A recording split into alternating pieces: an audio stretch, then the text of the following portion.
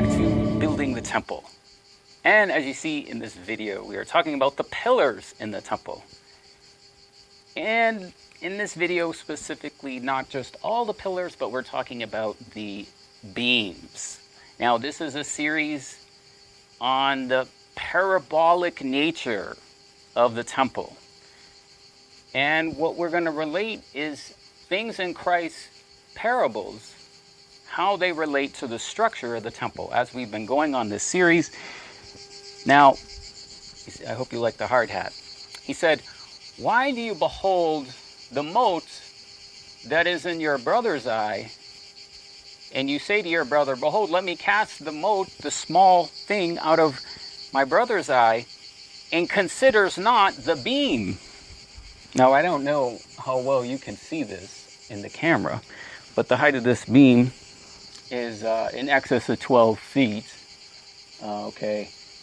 And so, yeah, that's 6 cubits. So think about it.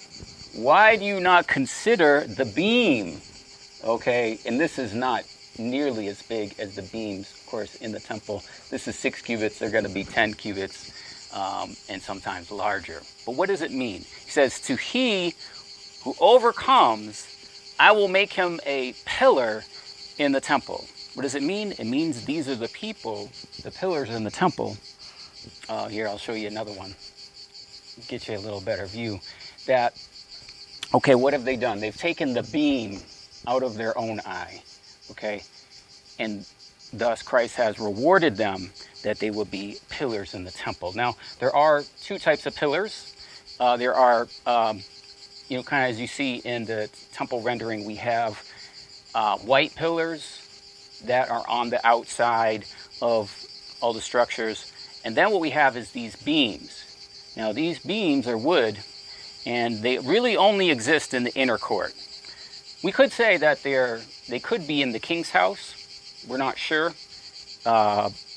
They could be that way, but they're quite tall. They're 30 cubits, and they'd have to be like sequoia trees because that's like 60 feet.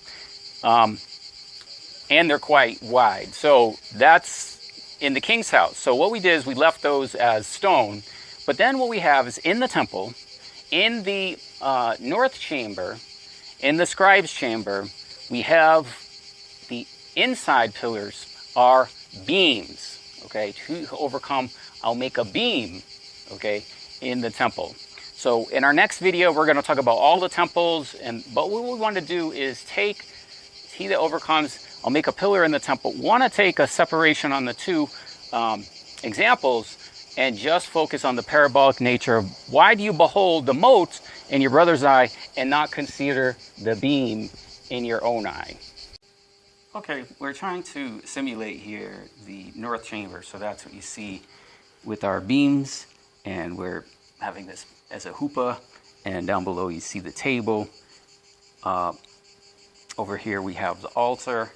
So this is one of the structures that has the beams in the inside of the building. So we're trying to simulate that. But I thought these beams were quite nice to, you know, kind of help illustrate this as a prop. I know you guys like the props. So down below, of course, the table, and this is our kind of prop of the north chamber, which is right next to the court with the altar. Okay, and so that's what we're showing you here.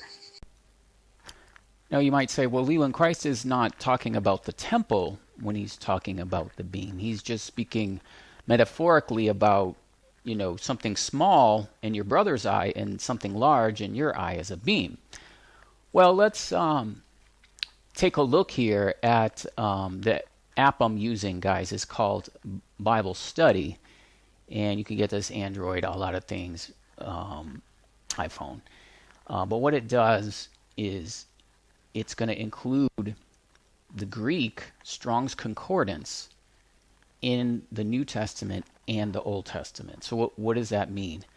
Well, we can take a word that's in the New Testament, that's in Greek, that's in the Strong's Concordance, and then we can see if the Septuagint, the Greek Old Testament, used the same word. So here you can see we're at Matthew chapter 7, as we discussed earlier. If we pick up verse 3, why do you see the speck in the eye of your brother? Now, if we look at speck, we can see that it's actually a dry twig, a straw, or mote, okay, in your brother's eye. But in your eye, you have a beam, okay, a beam. Do you not contemplate? Now, this is a spiritual principle that what it is that you have in yourself, in your heart, in this case, your eye, what happens is when it's inside you, you can't see it in yourself, but it's in your eye. So when you look out at somebody else, you're seeing something that's happening in your heart. That's what Christ is talking about, because the beam and the speck that's in the eye is a negative characteristic, right? But why is it that you see that in someone else? It's because you're doing the same thing. Not only that, you're doing it worse, but you're a hypocrite. That's what Christ says. You hypocrite, cast out the beam. Okay, now, once you cast out the beam, you are less concerned with the negative characteristic of your brother, of someone else, you see. So that's a very, very important spiritual principle that he is conveying, okay? And that is very, very important and significant for us to apply this to our lives. You can catch yourself. If you see this, a behavior that's in other people, and that same behavior is in more than one, and you keep seeing it, it's actually something in you. Now, notice the word beam. If we click on the word beam, you can see in Greek it is tokos, okay? Is a stick of timber and beam. Now, what we can do is we can click here. It says, find all occurrences. Now, what we're doing is we're going to look up examples of where this is used, not only in the New Testament, but in the Old Testament. And sure enough, Solomon built the walls of the house inside with wood cedars, from the floors of the house unto the walls unto the beams. Okay, so the beams are in the temple. That's what we're saying. So he is talking about beams in the temple that were what? Made of cedar in this example. The next verse. And he built 20 cubits from the top of the house to the sides of one of the cedars from the floor into the beams. And he made it inside of the Deber, or Holy of Holies. Okay, so these are talking about specifically the wood beams that are in the temple itself. Okay, so that's a direct relationship where what we can do is we can take the word that Christ is using in a parable and we can search it and see if that relates to something else that he's actually teaching on and showing us that's more profound than we realize, and it is. Many of these parables we find related to the temple, and that's what we're showing you here.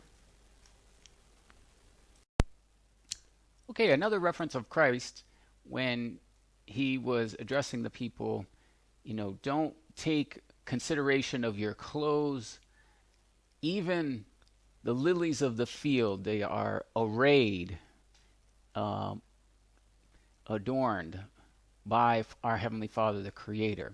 And he said, Solomon, all his glory was not arrayed like the lilies. So he is making reference to the temple, and then he, of course, uses the beam in the eye. So now where we are is we're actually inside a building called the North Chamber, and we're looking at the beams, and we're on the first floor, and we're looking at the row of wood beams that are inside the building called the North Chamber. There's one called the North Chamber, one called the South Chamber, and we're basically just looking at this passageway going through. So that's what we're trying to illustrate here and show you the amazing beams inside some of the building complexes. So this is the first floor. Let's take a look at the second floor. And here we are on the second floor, and here you can see how large these beams are in relationship to the table and the chairs. So in the first floor, it's basically a passageway. We'll go to the second floor and the third floor. the space between the beams increases, and we have the wedding supper. How exciting! The wedding supper is commencing in the temple and throughout this whole building. And so here you see the tables and chairs, and then they expand as well into the third floor. Okay, and on the third floor, we can see the tables and chairs set up once again, and we do have additional space for another row, and then we have a wall, and then on the other side of the wall, we've removed the wall. If we see the wall there in wood, what we did is we removed that on this side so that you can see the decor of the white tables and chairs, and this is on the other side of that wall. So these are the pillars and beams, okay, in the north and south chambers. There's two of these buildings, essentially on either side of the temple. Here's a side view of our beams in the temple, or the north chambers, and here you can see we have another view of the cutaway. We removed this wall on third floor, second floor, in this section of the first floor, and you can see that if you are in the outer portion of the building, the structure of the building, the walls are white, but if you're in the space with the pillars, you can see that we did a wood decor, and you see the walls are wood, the beams are wood, and this is what it specifically says in Ezekiel. It says that in the north and south chambers that the pillars are not the same pillars as the pillars in the outer court. So what that means is the style of pillars in the outer court is a stone type material for the pillars, but they're wood pillars that are inside the building in the north and south chamber. And so we've tried to make that distinction by having wood as the whole decor in the interior of the space with the wood columns, and then white finish on the outside portions of the building. So you can see the seats and tables, long tables of the wedding supper. Very exciting. Next is the scribe's chamber. In a previous video, we had discussed the peristyles and the promenades, and what we were discussing there is the pillars that go around the outer court, and how we have two rows of pillars that go from the north and south chambers facing the scribe's chamber. So imagine if you were to the back of us is the north chamber that we just looked at. Now as we face our next building, the west position, we have a building called the scribe's chamber. Now this is something that's called the pillars of the court in the first temple, and it had 12 pillars in it. And you can see it has a porch on the outside with 12 pillars. But interesting enough, we have pillars also supporting the inside of the building as well. And those are part of this video because it's the beams. Now, there will be 3 videos on just the pillars in the temple. We had the peristyles and promenades. We have that previous video, which you can see in the showcase from the website, and then we'll have this one, which is beams, and then we'll have another one which will go over the actual number of pillars, and we'll go over kind of our final summary of pillars. But yes, we need to do 3 different messages on this. This one, of course, is very exciting. So now let's take a view and let's go on the interior, and we'll look at the interior pillars and beams. And here is the interior of the scribe's chamber, and what we have is kind of 2 terraced areas, okay, on the second and third floor, which are supported by beams.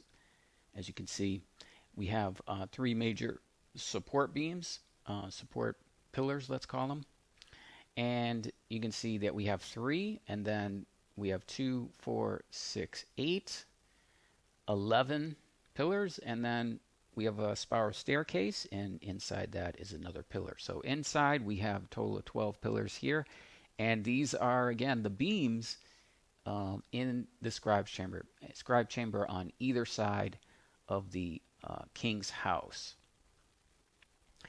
So this building serves the purpose of a bit of a library.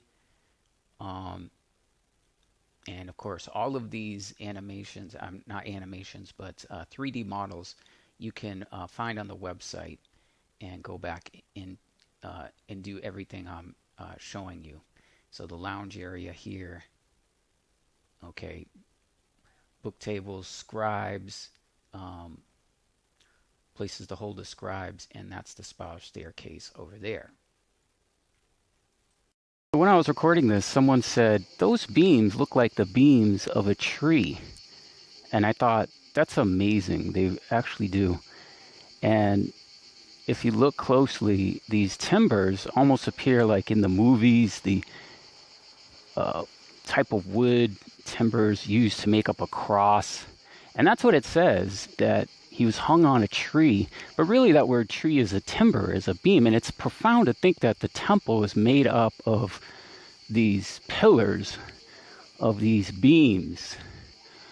And to think that his sacrifice of what he did on the cross, of what he told us to take up your cross and to follow me, it's part of the architecture of the temple. It's just amazing, very, very profound. So there's not necessarily cross pieces I can put that will kind of complete the cross in this instance, but I might try to do it in the future.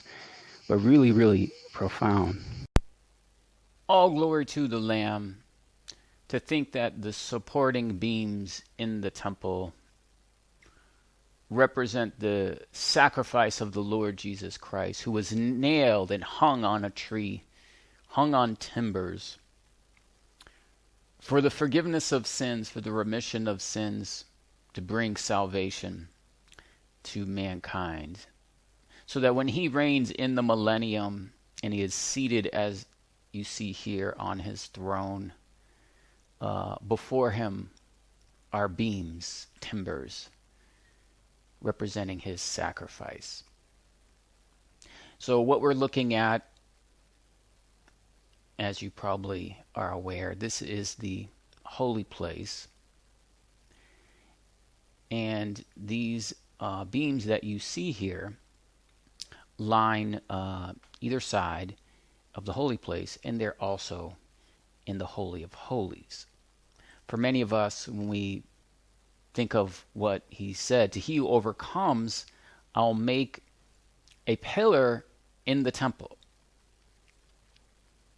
And many of us, when we think of the pillar of the temple, or what is the pillar of the temple, we think of the main supporting pillars on the porch, which you see here. Okay?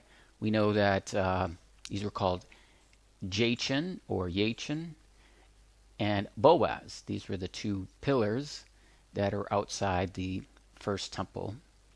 And they will also be in the millennial temple as well. So we know about those two pillars, but there's many other pillars. And we'll have another part to this video, a part 2, where we show you the it's almost 700 pillars. We are just having a focus on this one, on the beams, okay? And the beams would be the wood supporting pillars that are on the inside of the building. So these were brass beams that were in the first temple. And then as we enter the holy place here, as you can see, we have internal pillars. And in many of the places in the inner court, they will have on the inside of them these supporting beams. Now, what are they doing? What you can see up above is that these beams are supporting a sequence of chambers that are above us. So there are chambers that are in 3 rows, and each level or floor of chambers, okay, is supported by these beams that you see here. And in the upper part of the temple, you know, you can kind of see them here as the animation begins to focus, is the upper part of the temple is has so many cells, so many chambers in it, it's like a beehive. And that's what we're looking at when we look up. So when we look up, we're seeing the upper chamber floors. We'll have a whole video to describe this and focus on it. But what are these beams supporting? Well, that's what they're doing, is you have these 3 rows above us. And then there are 2 rows in the holy place, or the Holy of Holies. So we're in the holy place. Now let's go into the Holy of Holies, and we can see the arrangement of beams and posts that are around his throne. Okay, of course, here you see the throne, and as we enter,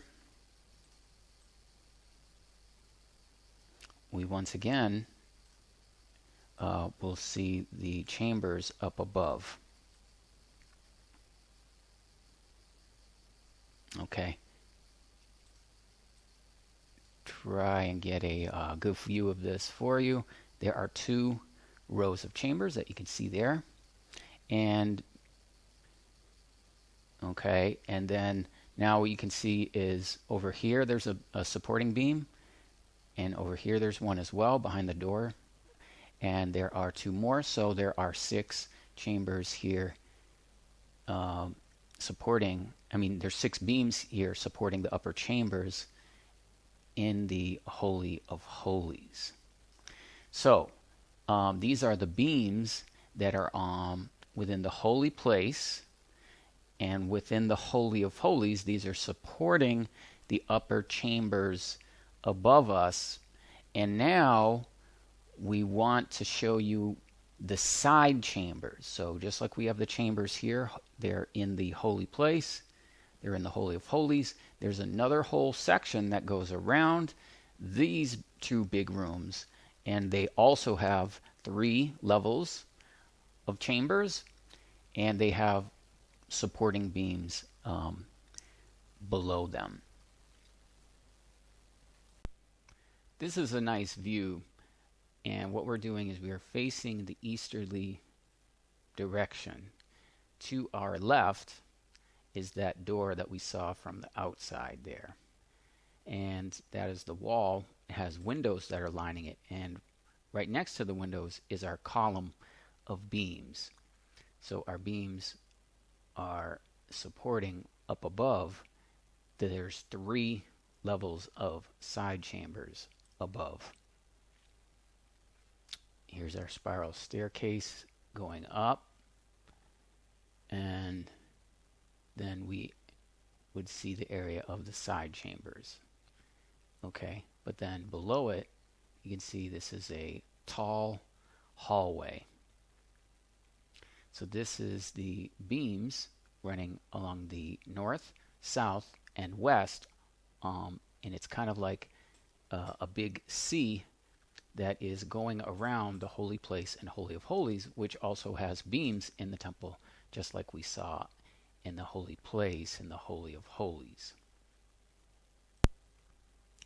And what we'll do is we'll enter the area of the side chambers, and for simplicity's sake, what we're going to do is first orient ourselves. What we have is, when we look at the temple from either side, the north or the south, you can see that there's doors there, and there's an entranceway into the area of the side chambers.